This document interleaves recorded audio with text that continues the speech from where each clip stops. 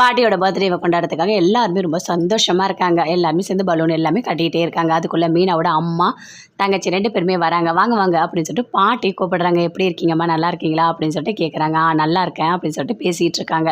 பேசிகிட்டே இருக்கும்போது பலூன் எல்லாம் கட்டும்போது அப்படியே ரவி கூட போயிட்டு சீதாவும் பலூன் எல்லாமே கட்டிகிட்டே இருக்காங்க. அப்போ ஒரு பலூன் வெடிஞ்ச உடனே என்ன இது வெடிஞ்சிடுச்சு அப்படின்னு சொல்லிட்டு 2 பேருமே சத்தம் போட்டுட்டு அப்படியே ஓடி பிடிச்சி விளையாடிட்டே இருக்காங்க. அப்படியே பார்க்குறாங்க விஜயா. ஆமாம், எப்படி விளையாடுறா பாரு, அதுவும் ரவி கூட போயிட்டு. நல்ல வேலை எனக்கு மட்டும் 3வது ஒரு பையன் இருந்திருந்தா இந்த சீதாவை பிடிச்சி இவர் கல்யாணம் பண்ணி வச்சுட்ருப்பாரு அப்படின்னு சொல்லிட்டு பார்வதி கிட்ட விஜயா சொல்லிட்டு இருக்காங்க. எல்லாரும் இருக்காங்க, எப்படி பாரு விளையாடிட்டு இருக்கா அப்படின்னு சொல்லிட்டு அப்படியே கோவமாக அப்படியே பார்த்துட்டு இருக்காங்க. அதுக்குள்ளே கரெக்டாக ஓடி போகும்போது அப்படியே சுருதி மேலே இடிச்சிடுறாங்க. என்ன இது, என்ன இப்படி பண்ணிட்டு இருக்கீங்க அப்படின்னு சொல்லிட்டு கேட்குறாங்க. ஆமாம் நல்லா திட்ட போகிறா அப்படின்னு சொல்லிட்டு அப்படியே விஜயா பார்க்குறாங்க. இங்கே பாரு சீதா, இப்படிலாம் இவர் அடிக்கக்கூடாது, நல்லா நீ அடிக்கணும் அப்படின்னு சொல்லிட்டு 3 பேருமே சேர்ந்து விளையாடுறாங்க.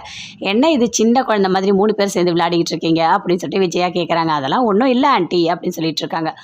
இதெல்லாம் பார்க்கும்போது சுருதியோட அம்மாவுக்கு பயங்கரமாக கோவம் வருது. அப்படியே நின்றுட்டே இருக்காங்க, எதுவுமே பேசவே இல்லை. ரோகிணி எல்லாருமே பேசிகிட்டே இருக்காங்க. அப்போது மனோஜ் சொல்கிறாரு, இங்கே பாரு பாட்டி சொல்கிறாங்கல்ல, யார் ஃபஸ்ட்டு குழந்தை பெற்றுக்குறாங்களோ அவங்களுக்கு ஏதாவது தரேன்னு சொல்கிறாங்க, அப்போது நாம் ட்ரை பண்ணலாமா அப்படின்னு சொல்லிட்டு கேட்குறாரு. இங்கே பாரு மனோஜ், நீ இப்போது 1 lakh ப்ராஃபிட் எடுத்திருக்க, இந்த மாதிரி நிறைய எடு சரியா, பிஸ்னஸில் கான்சன்ட்ரேஷன் பண்ணு அப்படின்னு சொல்கிறாங்க. ஐயோ ரோகிணி, நான் ஒன்று கேட்டால் நீ ஒன்று பேசிகிட்டு இருக்க அப்படின்னு சொல்கிறாங்க. எல்லாருமே சேர்ந்துருக்காங்க. ஆமாம் என்ன மீனா, முத்து இல்லையா அப்படின்னு சொல்லிட்டு சுருதியோட அம்மா கேட்குறாங்க. அவர் வேலைக்கு போயிருக்காரு அப்படின்னு சொல்கிறாங்க. ஏன் இன்றைக்கி கூடவா கார் ஓட்ட போவார் அப்படின்னு சொல்லிட்டு சுதா கேட்குறாங்க. ஆமாம் வந்துடுவார் இன்னும் கொஞ்சம் நேரத்தில் அப்படின்னு சொல்லிட்டு மீனா சொல்கிறாங்க. ஆமாம் மீனா, என்ன கழுத்து ஃபுல்லாக ஒரே கவரிங் நகையாக போட்டுட்ருக்க அப்படின்னு சுதா கேட்குறாங்க. அதை கேட்ட உடனே விஜயா மனோஜ் 2 பேருமே பயங்கரமாக ஷாக் ஆகுறாங்க. ஐயோ இவங்களுக்கு உண்மை தெரிஞ்சிடுச்சே அப்படின்னு சொல்லிட்டு. இல்லைம்மா இல்லை, அதெல்லாம் கவரிங் நகை கிடையாது அப்படின்னு பாட்டி சொல்கிறாங்க. இல்லை எனக்கு தெரியாதா என்ன, எனக்கு சூப்பராக தெரியும் எது தங்கம் எது கவரிங், கழுத்து ஃபுல்லாக இது கவரிங் நகை தான் அப்படின்னு சொல்கிறாங்க.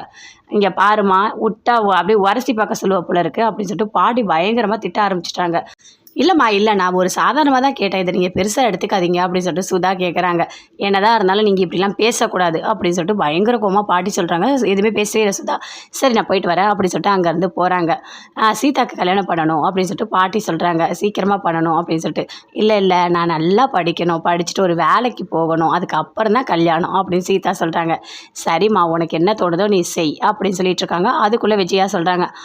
ஆமாம், இப்போ சீதாவுக்கு கல்யாணம் ஆகணும்னா அதுக்கு ஒரு அப்பா இறக்கணும், அதோ மீனா கல்யாணம் பண்ணாங்களே அந்த மாதிரி தான் பண்ணணும் அப்படின்னு விஜயா சொல்கிறாங்க. அதை கேட்டோடனே பாட்டிக்கு பயங்கரமாக கோவம் வருது. விஜயா என்ன பேசுகிற நீ, எங்கே எதை பேசுகிறோம் உனக்கு தெரியாதா அப்படின்னு சொல்லிட்டு கோவமாக திட்டுறாங்க. அண்ணாமலையும் திட்டுறாரு. ஏன் விஜயா நீ இப்படிலாம் பேசிகிட்டு இருக்க, தயவு செய்து இந்த மாதிரிலாம் பேசாத அப்படின்னு சொல்கிறாரு. சரிங்க நான் போயிட்டு வரேன் அப்படின்னு சொல்லிட்டு அங்கே மீனாவோட அம்மாவும் தங்கச்சி 2 பேருமே போகிறாங்க. என்ன முத்து இன்னும் வரவே இல்லை, அவன் எங்கேயாவது குடிச்சிட்டு இருப்பான், அவன் வருவான் காலையில், பாட்டிக்கு பர்த்டேக்கு பதில் அவன் பார்ட்டி அட்டன் பண்ணின்னு இருப்பான் அப்படின்னு சொல்லிட்டு விஜயா சொல்லிட்டு இருக்காங்க. அதுக்குள்ளே முத்து வராரு.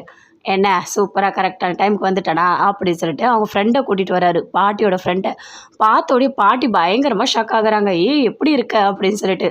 நான் நல்லா இருக்கேன் அப்படின்னு சொல்லிட்டு பயங்கர சந்தோஷத்தோடு அவங்க ஃப்ரெண்டு கூட பேசிகிட்டு இருக்காங்க. இதெல்லாம் பார்க்கும்போது முத்து மீனா எல்லாருமே ரொம்ப